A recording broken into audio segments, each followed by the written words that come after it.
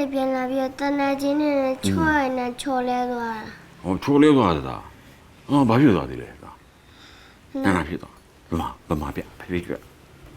ဟာအများကြီးပဲကွာ မမေတားတောင်းမယ်မိုင်းမမေကိုတတဆဲဖို့စင်ပြီလို့ ရပါတယ်တားရဲ့ဟုတ်စိတ်လိုက်မိပြီနော်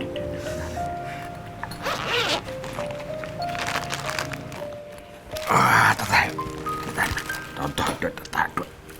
တင်းညာ